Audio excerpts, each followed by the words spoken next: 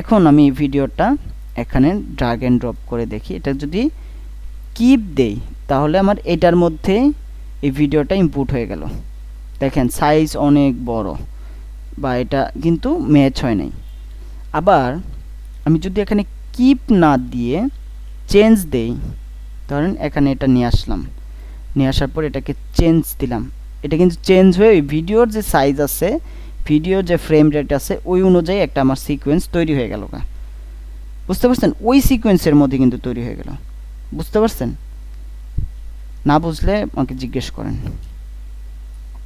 Sequence বোঝাটা খুবই important. আমার একটা প্রশ্ন ছিল। বলেন। আপনার এখানে তো সিকোয়েন্সের যে আপনি ভিডিও ক্লিপটা নেওয়ার পরে যে অপশনটা চাইছিল ক্লিপ, যেটা আপনি রাখবেন, এটা যদি না আসে আমাদের মোবাইলে, সরাসরি এই ক্লিপসটা ওখানে চলে যায়, তখন কি করবেন? ওকে, মানে আপনার এই কোশ্চেন মার্কটা যদি না আসে, তাই তো? জি জি।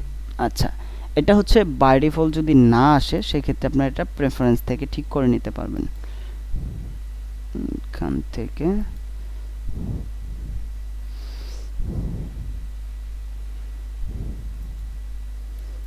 Input input input control surface,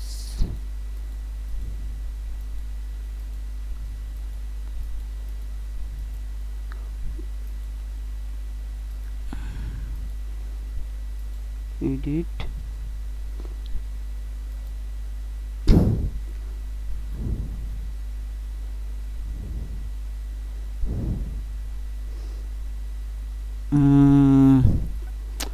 এটা এই মুহূর্তে মনে পড়ছে না। এটা প্রজেক্ট সেটিংস অথবা প্রেফারেন্সের মধ্যে থাকবে।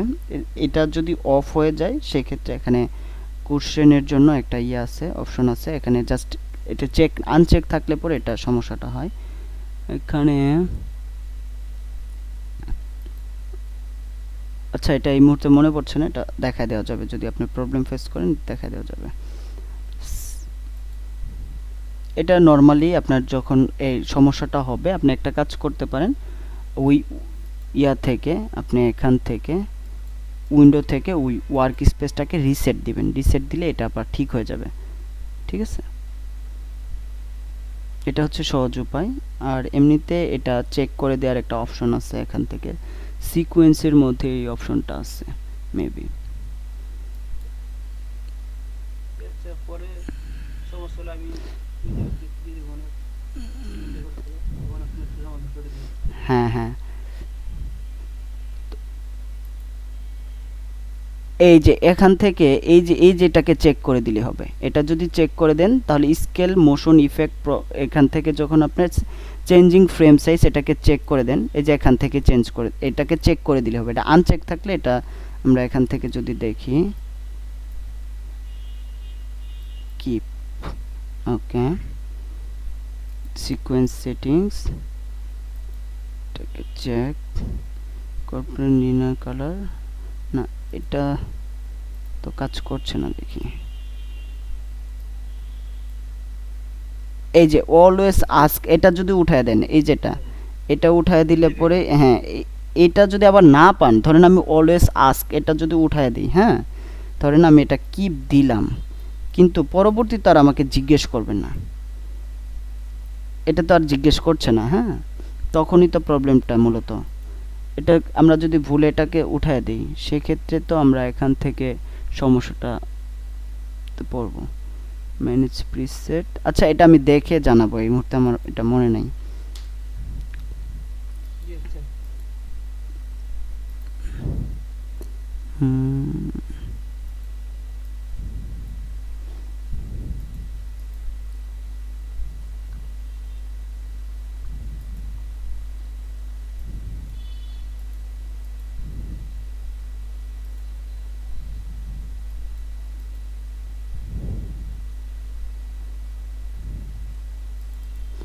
এখানে ডাবল ক্লিক করলেও কিন্তু এটা রিসেট হয়ে যায়। হ্যাঁ,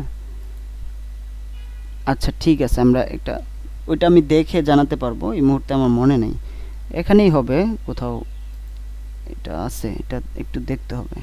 customise audio header, manage preset, save preset. আচ্ছা, এটা টাইম ওয়েস্ট না করি, এটা দেখানো যাবে, সমস্যা নেই। ওকে, তো আমি যেটা বলছিলাম সেটা হচ্ছে যে ধরেন আমি এখানে একটা ভিডিও নিয়ে আসলাম, নিয়ে আসার পরে এটা আমার ফ্রেমের সাথে যাচ্ছে না, এটা আমার ফ্রেমের সাথে দেখেন এটা অনেক বড় ছোট। এখানে কথা হচ্ছে এই যে আমার যে এখানে আমি স্কোয়ার পিক্সেলের কথা বললাম সিকোয়েন্সের মধ্যে, এটা হচ্ছে আমার সিকোয়েন্স, এখানে আইকন দেখতে পাচ্ছেন। মূলত এগুলো যদি আমরা যাই, এখানে যদি আমরা ক্লিক করি, এগুলোতে দেখি, এখানে কিন্তু দেখেন এক এক রকম আইকন দেখা যাচ্ছে, তাই না? অডিওর জন্য, ভিডিওর জন্য আলাদা আইকন, আর সিকোয়েন্সের জন্য আইকন হচ্ছে এই যেটা দেখতে পাচ্ছেন আপনারা, এই যে এখানে দেখা যাচ্ছে, এই যে এটা হচ্ছে আমাদের সিকোয়েন্স আইকন। এখন আপনি ধরেন এই সিকোয়েন্সটা তৈরি করলেন, তৈরি করার পরে এটাকে আবার রিসেট করবেন। আমি এখানে যাই, এটাতে ক্লিক করি, সিকোয়েন্সে যাই, এখানে যাব হচ্ছে সিকোয়েন্স সেটিংস। এখন কিন্তু আমি সিকোয়েন্স সেটিংসে পাচ্ছি। আপনি যদি একটা ভিডিও ক্লিপের উপরে ক্লিক করে বা এটার উপরে ক্লিক করে আপনি এখানে সিকোয়েন্স সেটিংসে যান, ধরেন এখান থেকেও আপনি এই যে এটা ধরেন আপনি এই ভিডিওর উপরে ক্লিক করেন, তখন যদি আপনি সিকোয়েন্স সেটিংসে যান এখান থেকে পাবেন না। কিন্তু আপনি যদি এইভাবে ধরেন আপনি এই সিকোয়েন্সের উপরে ক্লিক করলেন, বা এই যে যেখানে সিকোয়েন্সের মধ্যে আছেন সিকোয়েন্স প্যানেলের থেকে আপনি সিকোয়েন্স সেটিংসের উপরে ক্লিক করেন, তাহলে এটা ভিজিবল পাবেন। এই যে দেখেন এখানে ক্লিক করছি, এখানে থেকে আমি ক্লিক করে সিকোয়েন্স সেটিংসে যেতে পারছি। অনেকে করবেন কি, এখানে ভিডিও ক্লিপের উপরে অন্য ক্লিপের উপরে ক্লিক করে সিকোয়েন্স সেটিংসে যেতে চাইবেন, কিন্তু এখানে এটা আনভিজিবল থাকবে। তো আমি এখানে এসে এই যে স্কোয়ার পিক্সেল, এটাকে স্কোয়ার পিক্সেল করে দিলাম। দেন এটাকে যদি ওকে করি, এই যে দেখেন এটা একদম ফ্রেমের সাইজ অনুযায়ী চলে আসলো। এখন আপনার ভিডিওর সাইজটা যদি ছোট হয়, ধরেন এরকম ছোট আছে, একটা সিকোয়েন্স আছে, এই সিকোয়েন্সের মধ্যে নিয়ে আসলেন, নিয়ে আসার পরে এখন এরকম ছোট আছে, তাহলে কি করবেন, এখান থেকে রাইট বাটন ক্লিক করবেন, রাইট বাটন ক্লিক করে স্কেল টু ফ্রেম সাইজ। তারপরে কিন্তু এটা ফ্রেম সাইজ যদি আপনার ধরেন এরকম ভিডিও হয়, এরকম একটা ভিডিও হয়, এটা অনেক বড় দেখা যাচ্ছে, সাইজটা অনেক বড়, তো সেক্ষেত্রে আপনাকে কি করতে হবে, আপনি যদি এখান থেকে রাইট বাটন ক্লিক করে দেন স্কেল টু ফ্রেম সাইজ দিলাম, এটা এই দিকে ফ্রেম সাইজটা স্কেল হয়েছে, কিন্তু পাশে তো হয় নাই, তাই না? পাশেটা স্কেল টু ফ্রেম সাইজ হবে না, কারণ আমি যেটা সাইজ নিছি সেটা হচ্ছে 1920x1080। এটার সাইজ তো 1920x1080 না, এটা হচ্ছে আপনার এই ভিডিওটার সাইজই হচ্ছে একদম চেঞ্জ, ডিফারেন্ট। তো সেক্ষেত্রে এটা স্কেল টু ফ্রেম সাইজ করলেও হচ্ছে না। তো সেক্ষেত্রে আপনি এটাকে কি করবেন, যদি আপনি মনে করেন যে না এই সাইজটাই আমার 1920x1080-তে নিয়ে আসতে হবে, তখন আপনাকে ওই লেয়ারটা ক্লিক করতে হবে। ক্লিক করার পরে এখানে আসবেন হচ্ছে, প্রথমে আসবেন হচ্ছে মোশনে, মোশন থেকে অ্যারো বাটনে ক্লিক করে এখানে স্কেলটা আপনি ছোট বড় করে নিতে পারবেন। এখান থেকে স্কেলটা ছোট বড় করে নিলাম এবং এক্স এবং ওয়াই পজিশনে এটাকে আপনি মুভ করতে পারবেন। এখানে আমি যদি এখন ওয়াই পজিশনে নিয়ে এসে এটাকে আমি নিচে নিয়ে আসি, এখন কিন্তু সাইজটা চেঞ্জ করে 1920x1080-তে রাখতে পারলাম। ঠিক আছে, এটা হচ্ছে একটা বিষয়। আরেকটা বিষয়, ধরেন আমার এই ভিডিওটা আছে, এই ভিডিওটা থেকে আমি এটাকে রিল সাইজ করব। তো রিল সাইজ মূলত হচ্ছে 1920x1080 হচ্ছে এটা ইউটিউবের জন্য, আপনি এইচডি ভিডিওর জন্য। এখন যদি আপনি ল্যান্ডস্কেপ বা ভার্টিক্যাল ভিডিও আপনি তৈরি করতে চান, সেক্ষেত্রে কিন্তু আপনার এখানে সিকোয়েন্সের যে সাইজটা আছে সেটা পরিবর্তন করতে হবে। যারা একদম সিসি আপডেটেড ভার্সনগুলো ব্যবহার করছেন 19-এর পর থেকে, তারা এটা একটা ক্লিক করে করতে পারবেন। আর যারা CS6 ব্যবহার করছেন তাদেরটা প্রথমে দেখা দিচ্ছি, আপনারা ওই সিকোয়েন্সটাতে ক্লিক করবেন, ক্লিক করে সিকোয়েন্সে আসবেন, সিকোয়েন্স সেটিংস, দেন হচ্ছে এখানে 1920x1080 আছে ফ্রেম ইয়াটা, আমি এখান থেকে এটা উল্টা করে দিব, 1080x1920। ওকে, এখানে দেওয়ার পর আমি এটাকে ওকে করলাম। ওকে করার পরে দেখেন এটার সাইজ কিন্তু চেঞ্জ হয়ে গেল। আমি কিন্তু এটা CS6 ইউজার বা 2019 পর্যন্ত যারা ইউজ করতেছেন তাদের জন্য দেখাচ্ছি, এটার থেকে আরও ভালো অপশন আছে।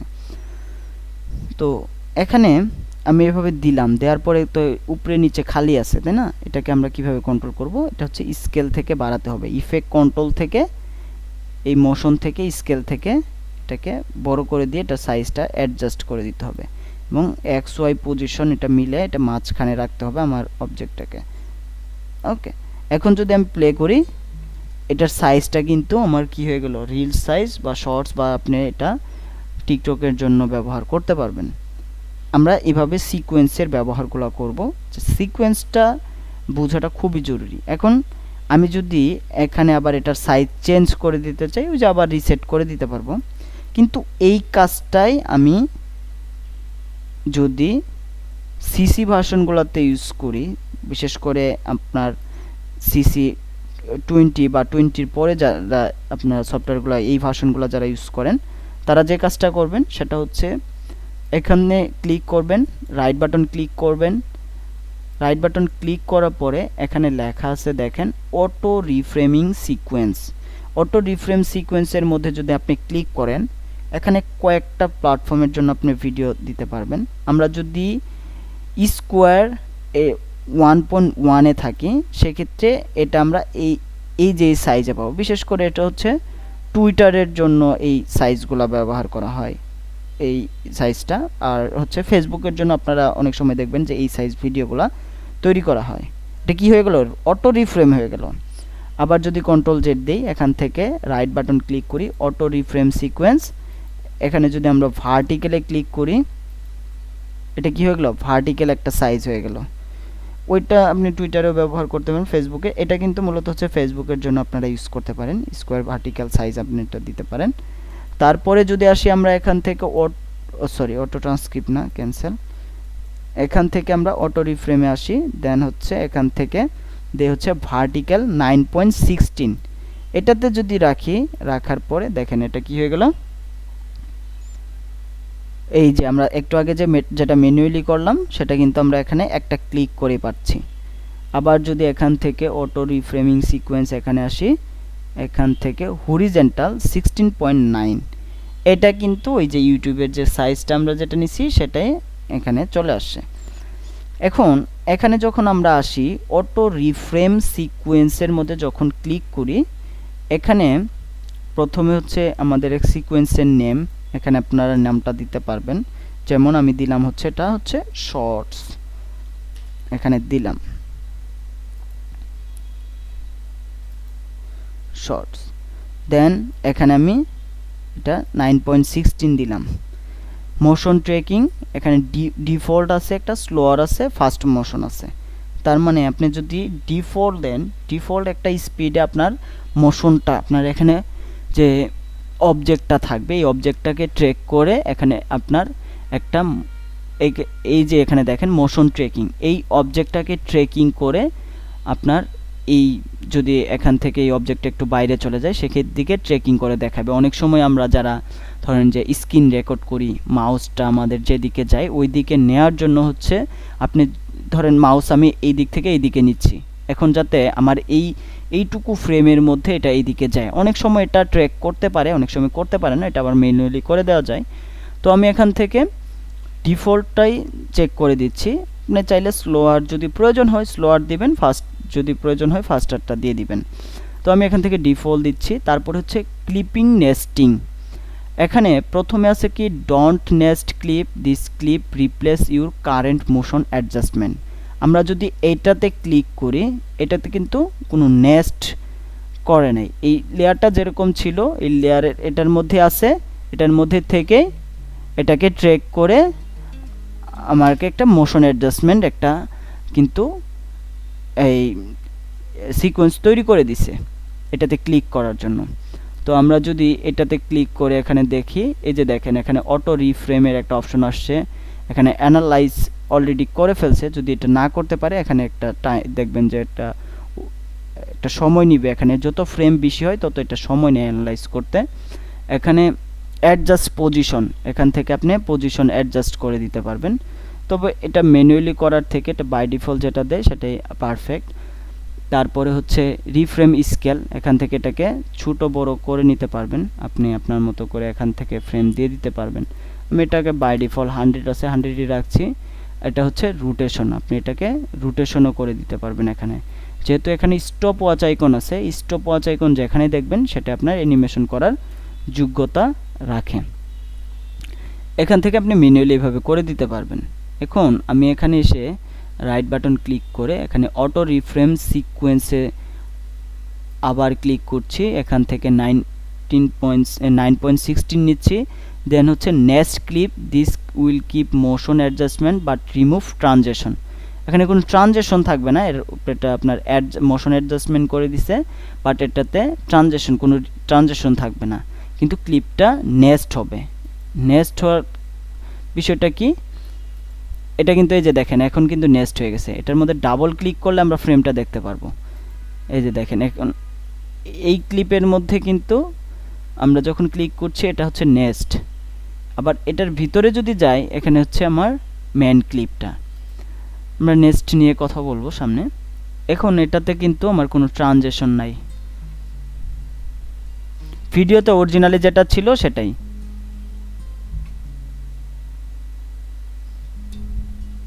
তাহলে এটা কি সাইজ ছিল, 1920x1080 ছিল। আমরা এটাকে সিকোয়েন্সটাকে চেঞ্জ করে খুব সহজে এটা কি করতে পারলাম, এটা রিল সাইজ বা আপনার যে কোনো একটা শর্ট সাইজ আপনি তৈরি করতে পারলেন। ওকে, এইভাবে হচ্ছে আপনি খুব সহজে এই সিকোয়েন্সগুলো তৈরি করে নিতে পারবেন সিসি ভার্সনগুলো থেকে। তো এটা গেল হচ্ছে আমার সিকোয়েন্সের বিষয়। তো সিকোয়েন্সটা আপনারা এইভাবে এটা অ্যাডজাস্ট করে নিতে পারবেন। এই লেয়ার প্যানেলের মধ্যে যদি আমরা এখন আসি এবং কিছু টুলস নিয়ে কথা বলি, যেমন আমাদের এই ভিডিওটা আমি এখানে নিয়ে আসলাম,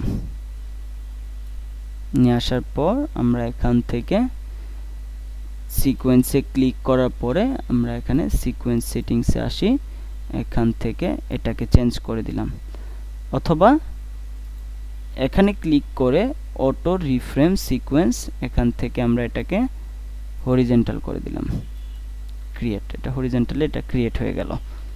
ওকে, দেন এই লেয়ারটা, এটা হচ্ছে আমাদের ভিডিও লেয়ার, এটা শেষ হয়ে যখন এদিকে আসতেছে এখানে এসে থেমে যাচ্ছে, তাই না? আমি যদি এখান থেকে এই ভিডিওটা ধরেন এখানে এই ভিডিওটা আছে, বা আমার এখানে এই ভিডিওটা আছে, এই ভিডিওটা আমি এখানে আই প্রেস করলাম, এখানে ও প্রেস করলাম, ও প্রেস করার পরে এখানে যদি আমরা ইনসার্টে ক্লিক করি, আমি এখানে ইনসার্টে ক্লিক করলাম, কি হলো, এটা সামনে চলে আসলো। আমার যেখানে টাইম ইন্ডিকেটরটা থাকবে, এই লেয়ার প্যানেলের মধ্যে যদি আমার টাইম ইন্ডিকেটরটা এখানে থাকে, আমি যদি এখানে ইনসার্টে রাখি, কি হয়ে গেল, এর মাঝখানে এই ক্লিপটার মাঝখানে এই ক্লিপটা চলে আসলো। ঠিক আছে, এখন টাইম ইন্ডিকেটর যদি এখানে রাখি, এখানে যদি এটাকে ইনসার্ট করি, এটা চলে আসলো এখানে। ওকে, এখন আমি যদি এখানে এসে ধরেন আমার এইটুকু ভিডিও, আমি এই টাইম ইন্ডিকেটরটা এখানে রাখলাম, রাখার পরে এইটাতে যদি ক্লিক করি ওভার রাইট, তাহলে কি হয়ে গেল, এইটার মধ্যে এটা চলে আসলো। এখন আমার এখানে V1 সিলেক্ট করা আছে, আমি যদি V2 সিলেক্ট করি, V2 সিলেক্ট করি, A1 সিলেক্ট করা আছে, আমি এখন A2 সিলেক্ট করি, A2 সিলেক্ট করে এখানে ওভার রাইট করি, তাহলে কোথায় গেল, এটা উপরে এবং নিচে চলে আসলো। দেখেন, তার মানে এখান থেকে আপনি যে লেয়ারটা সিলেক্ট করবেন সেই লেয়ারেই এটা ওভার রাইট হচ্ছে, বুঝতে পারছেন? সেম আপনি এখান থেকে ইনসার্ট করার সময় এটা কিন্তু দেখেন আমার যেটা সিলেক্ট করা আছে সেই লেয়ারে এটা চলে যাচ্ছে। ইনসার্ট করলে কি হচ্ছে, ওই ভিডিওটা এটার মাঝখানে চলে আসছে। আর ওভার রাইট করলে কি হচ্ছে, ওই ভিডিওটা দেখেন এখানে আমরা ইনসার্ট করার পরে এখানে কি করতে পারছি, দুই দিকে মেন যে আমার যে ভিডিওর উপরে চলে আসছে সেটা কিন্তু দুই দিকে ভাগ করে দিছে। ধরেন এটা আমার মেন ভিডিও, তাই না? এটা কিন্তু কাটে নাই, কিন্তু এটা কিন্তু কাটছে, দেখেন আপনি। এখন আমরা এটা ডিলিট করে দিই, এই ভিডিওটা যদি দেখি এরকম দেখতে পাচ্ছি, এখানে এই ফ্রেমটা আমরা দেখতে পাচ্ছি। এখন আমি যদি এখানে এসে এটাকে ওভার রাইট করি, সরি এটা সিলেক্ট করতে হবে, এটা সিলেক্ট করে দিলাম, দেন হচ্ছে ওভার রাইট। এখন কিন্তু এই ফ্রেমটা আমরা এখানে পাবো না, দেখেন। তার মানে এটা কেটে দিছে, ওইটুকু অংশ ভিডিও থেকে কেটে দিয়ে এই ফুটেজটা এখানে চলে আসছে।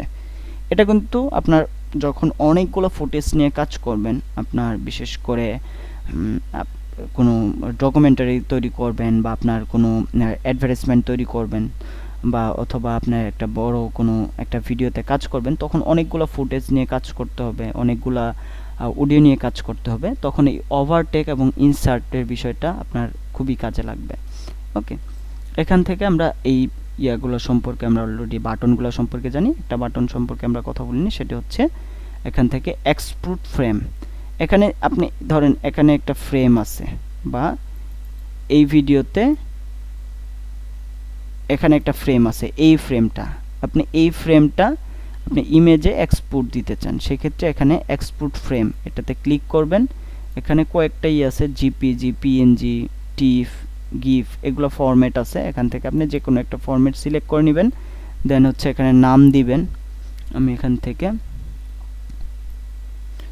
01, দেন এখান থেকে হচ্ছে ব্রাউজ থেকে লোকেশন, এটা ডেস্কটপ, এখানে আমি দিলাম হচ্ছে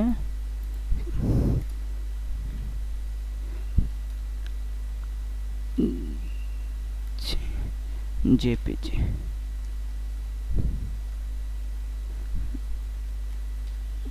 বা পিএনজি এখানে দিলাম, দেওয়ার পরে চেক, এখান থেকে যে কোনো ফরম্যাট এখানে দিয়ে দিলাম, দেন ওকে। এখন যদি আমি এখানে ডেস্কটপে আসি, ডেস্কটপ থেকে যদি আমরা দেখি, এই যে দেখেন এই ইমেজটা কিন্তু আমার ফ্রেম, ওই ফ্রেমের মধ্যে এই ইমেজটা আমরা দেখতে পাচ্ছি।